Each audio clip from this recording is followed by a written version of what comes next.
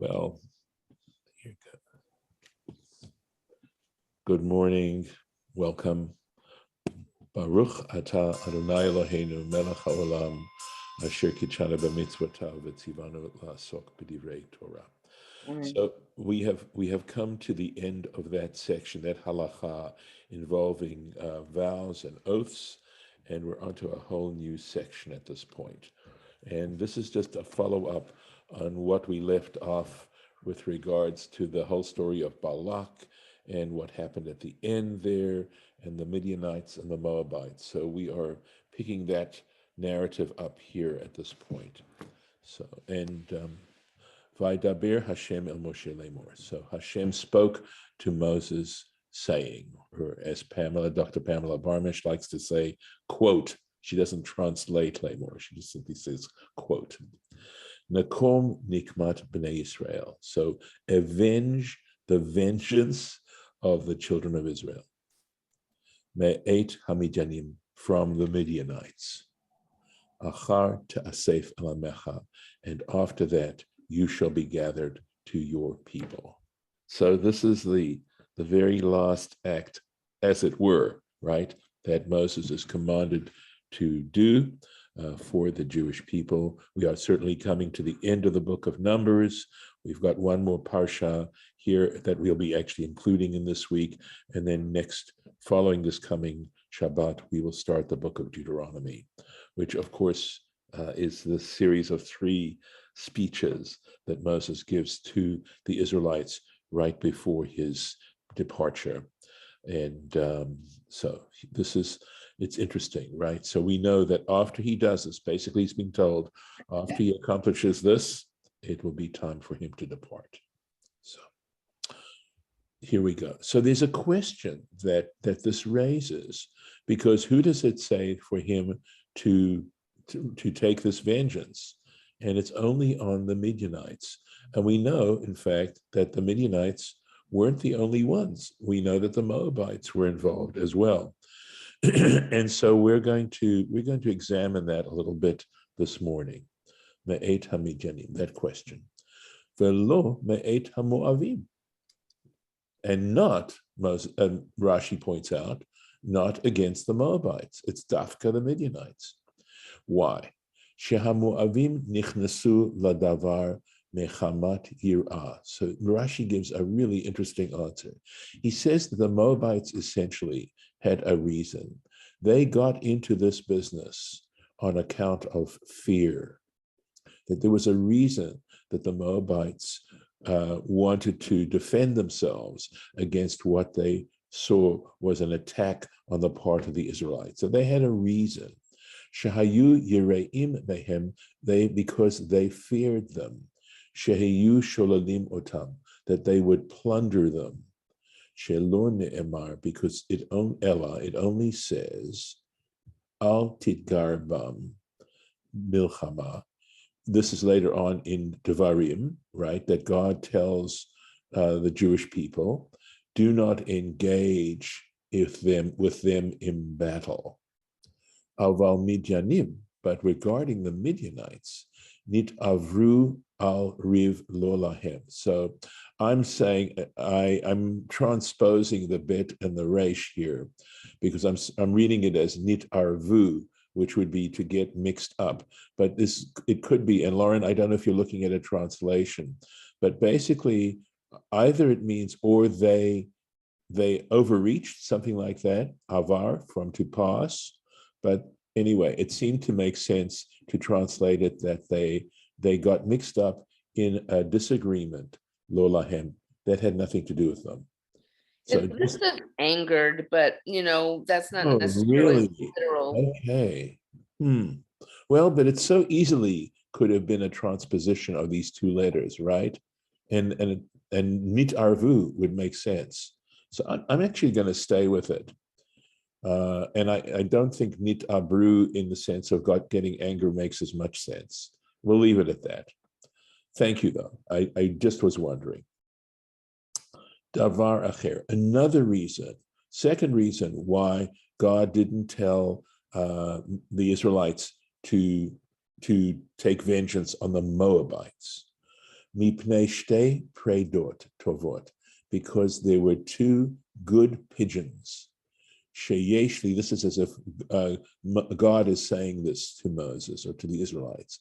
I have two good pigeons, lehotzi mehem, that are going to descend from them, that are going to come out of them, or to bring out from them, right? I have two pigeons that I have to bring out from them.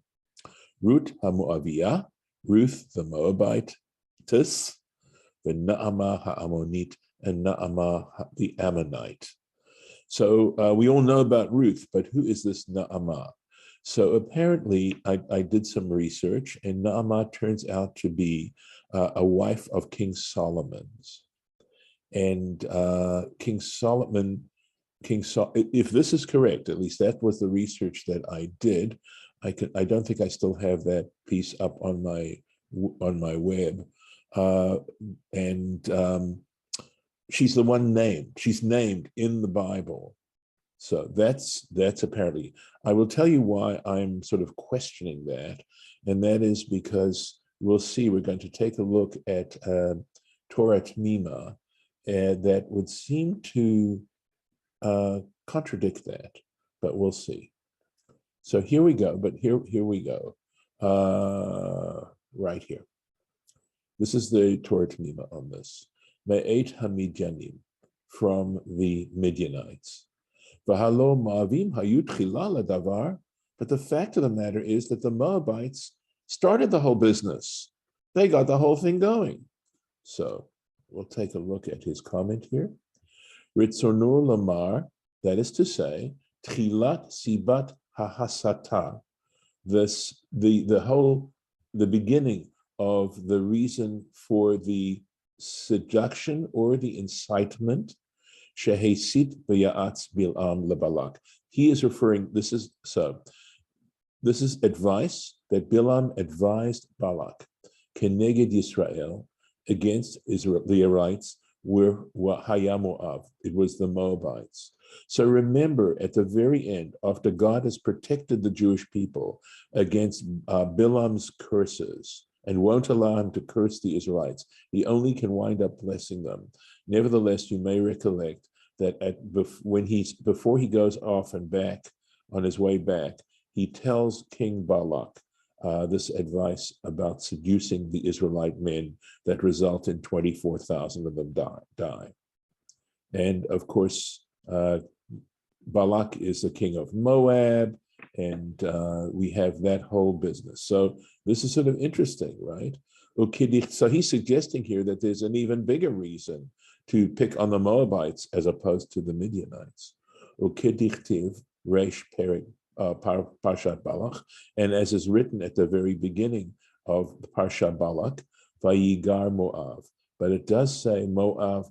Well, again, Girui can mean incitement. It can also mean fear.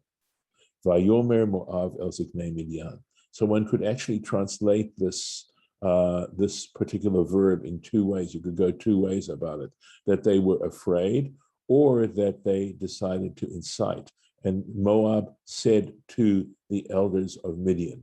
So the point about this, of course, is they started the business. But the text says to go after the Midianites and not the Moabites. Correct. That is the whole point, Lauren. It seemed like this was saying that there's more reason to go after the Moabites. Correct. That's the difficulty. In other words, they're questioning why are they told to go after the Midianites and not the Moabites? That is exactly the point. Do you understand now? Kind of. Okay, so the issue is that they're told to go against the Midianites, and they're questioning and saying it doesn't make sense. They say the argument, it's only going to be a rhetorical argument, but so they're building the case to go against the Moabites. Correct. Well, they don't even have. Yeah, they're saying it doesn't make that. Why does the Torah say this? In other words, it's strange that the Torah says to fight the Midianites and not the Moabites. It doesn't mention them. And then it's saying, after all, in some senses, it would make more sense to go after the Moabites because they're the ones who got the whole thing started. Right. but they're coming up with two reasons why not. One is that the Moabites had some reason to do what they did. At least this is what Rashi's saying. And the second reason is that there were two worthy people that were going to come out of the Moabites. So that's why. So let's take a look. So Ella, however, she'asu shalom im Midian v'hilachem b'Yisrael. So what they did, right? They instead made peace with Midian. Remember, we had read how the Moabites and the Midianites were rivals for years and years and years. They were deadly rivals, but because of the Moabites' fear of the Israelites and their need to find, it's the enemy of my enemy is my friend kind of thing. So they made peace. They made a treaty with Midian, Lehir Lachem b'Yisrael, so as to wage war with Israel. V'lama ne'emar Midianim. So why is it the Midianites that the Israelites have to go and fight? Shahayu mitdainim im Yisrael. Okay, so we have to look at what this mitdainim has to do. So it could have to do, and for some reason I don't have the translation here, but I apologize. I'm going to have to look at.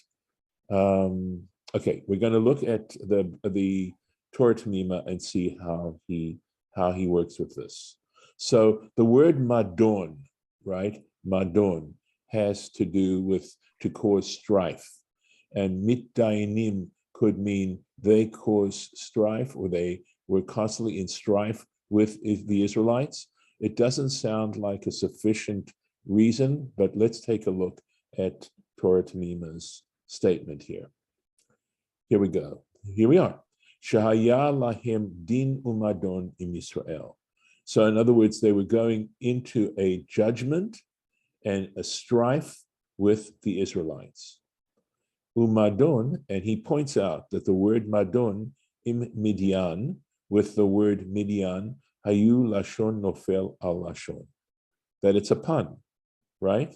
So they're punning on the word Midian, and with the word mitdayanim. V'lachen nikrat hamnikama al shem Midian, and that's why this whole the nikama, the vengeance, was named for the Midianites. And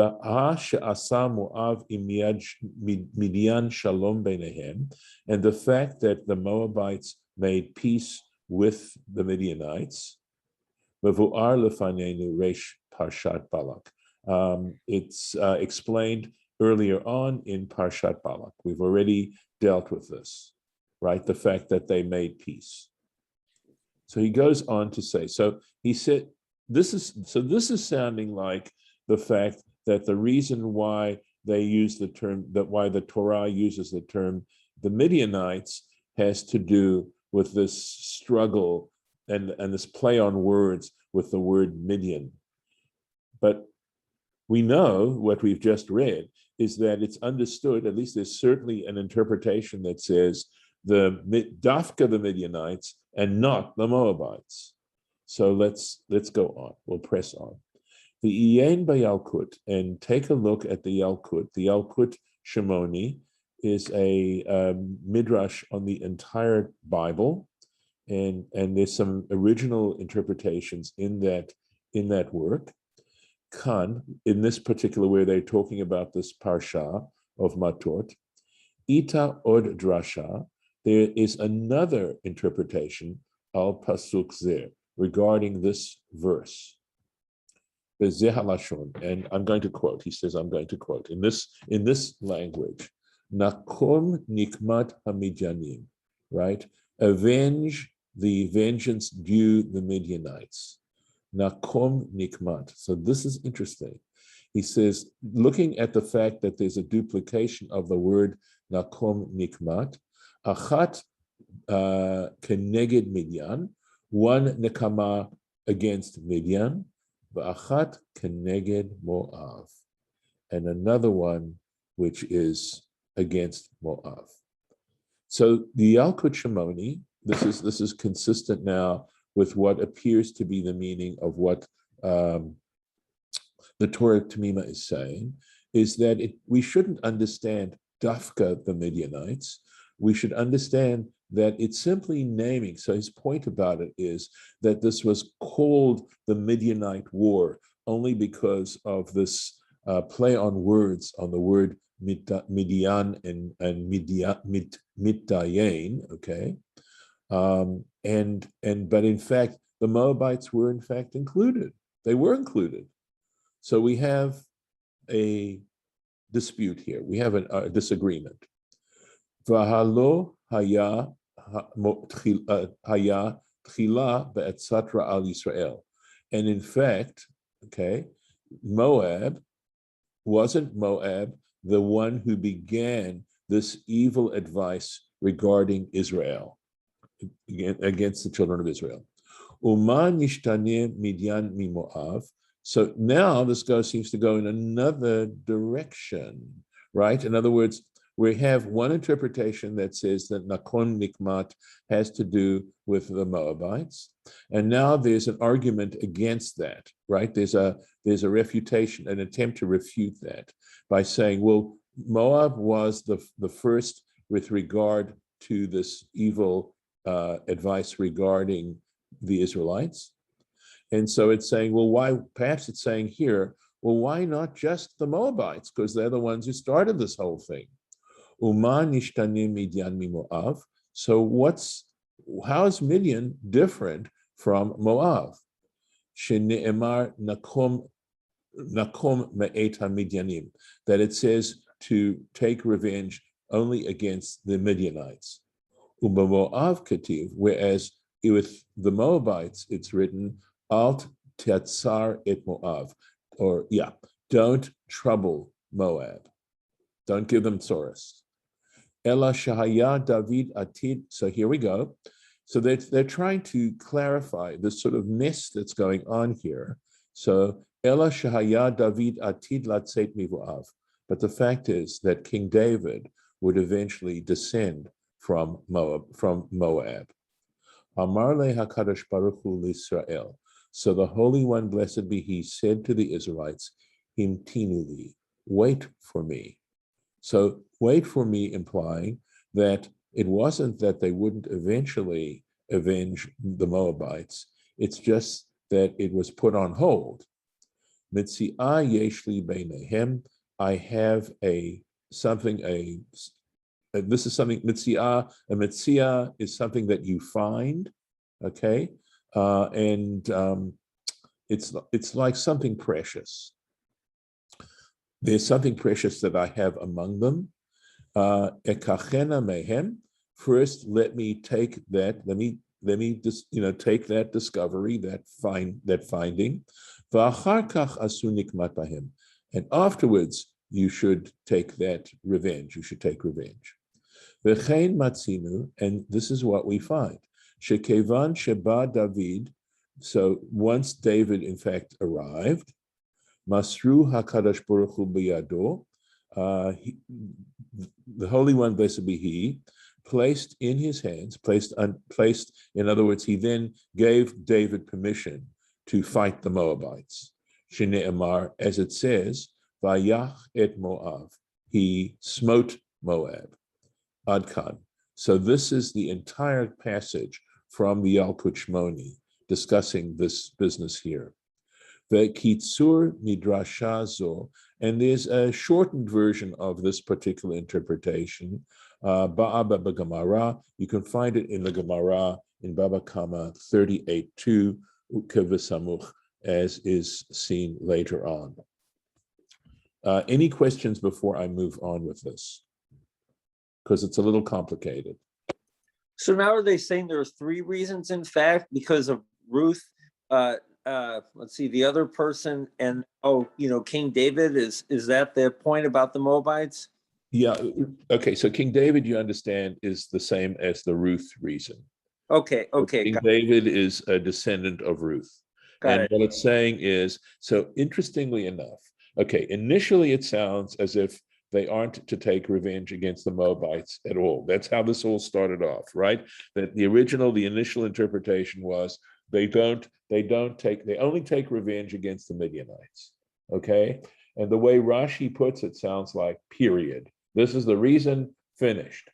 But now as the Torah Temimah is raising, it isn't so much period, it's a matter of on hold, that it's a suspended sentence.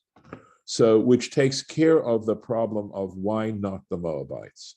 So why not the Moabites now is because right now we need Ruth to be descended from them, okay? We need her. And that's what it's saying. I'm looking to see. Because, yeah, okay. And Naamah is an Ammonite. And I'm going to have to assume that Naamah somehow is also a Moabite woman. Right. So, but that's the minor character in this. Okay, yeah, got it. Okay. Right. All right. So we've sort of shifted a little bit, or shifted a lot, depending on your point of view. For Alpid Rashazu, and regarding this, and if we follow this particular interpretation of the Yalkut Shimoni, who says that it's not a final decision, that not taking revenge against the Moabites is a suspended sentence. It's not, well, I guess maybe suspended sentence isn't the right term. It's just put on hold, because a suspended sentence allows you to avoid the punishment entirely, and this doesn't do that. So I will retract that particular translation or interpretation. He goes on to say, regarding this interpretation, Yityashev Heitev Kushiat HaTosafot. And if we understand this interpretation as opposed to the initial one, right? There is the Kushiat HaTosafot means this difficulty raised by the Tosafot. He says can be understood. It can be answered. You can respond. You can respond to this difficulty that Tosafot raises by Baba Kama in Baba Kama Sham. Remember, there's this question of this in Baba Kama about this incident. Bameh Ita Sham Gemara, because in the Gemara it states there, Alma Shetziva HaKadosh Baruch Hu et Moshe, regarding what the Holy One, blessed be He, commanded Moses, Al Tatzor, if I'm reading this correctly, et Moav, right? Do not trouble, or do not, I feel like it's do not pursue. I was having a challenge figuring out the root, because the ta here refers to the future, and so we're left with two letters, right? And I have a feeling it's sarar, that is the root, sarar, or it could be also tsur, it could be a vav, because as two-letter roots very often are a doubling of the second letter, and very often they're also related to what are called ayin vav verbs. But I wasn't able to really come up with, other than to trouble, I wasn't able to come up with a better translation. V'chima Allah. So the fact that in Deuteronomy, God says to Moses, do not pursue Moab, or do not trouble Moab, something like that. V'chima Allah al da'ato shel Moshe. And why? So that there's an implied question. If God says, don't do this, what's the implication about the person who he's speaking to? This is the classical, from a negative, you infer a positive. Okay, if I tell you to clean your room, what's the implication? You tell me. That it's messy. That it's messy, okay? That's the point. I wouldn't tell you to clean your room if it weren't messy. Likewise, if God is saying to Moses, don't avenge the Moabites, right? If he's saying essentially, don't do it, then what do you think's in Moses' mind? Why would God tell Moses not to do it? Because he's considering doing it. Yeah, right. That's the whole point, right? You don't tell somebody not to do something if they weren't planning on doing it. Okay, so that's the question that Tosafot asks. V'chima Allah al da'ato shel Moshe. Where did this whole idea come? Why would Moses have even considered Lasot Milchama Shelo B'Reshut? First of all, why would he even consider engaging in a war without permission, without God's permission, right? And he explains, Ad Shehaya Darush LaKadosh Baruch Hu Tzavoto, until it was necessary.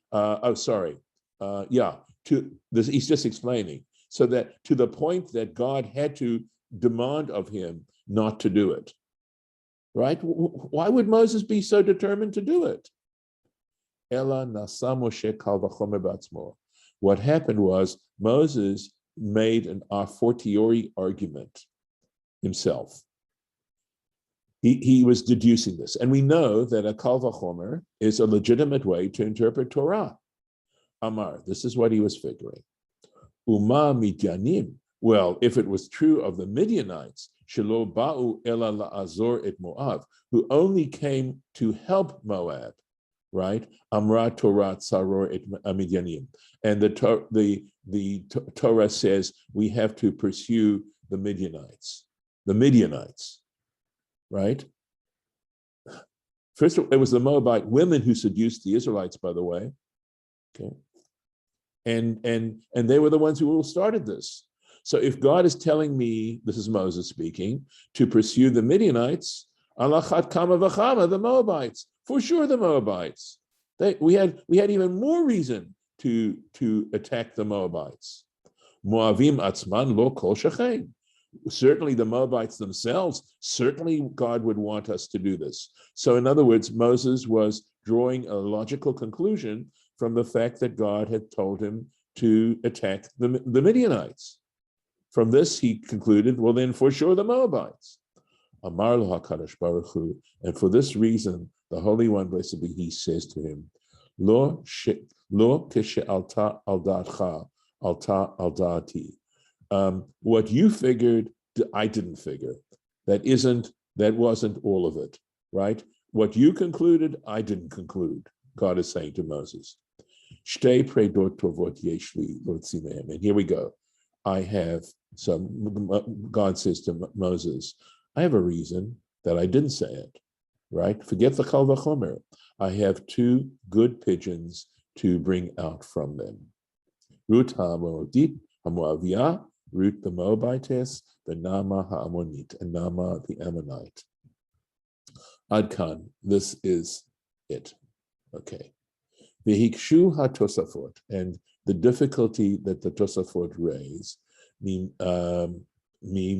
de Amar be Midrash Rabbah, from what is stated in the Midrash Rabbah, de Keshe Shalach David et Yoav el Aram Naharaim, that when David sent Yoav, his general, his chief general, to Aram Naharaim would be Mesopotamia, the El Aram Tzova, I believe, is the area around Syria.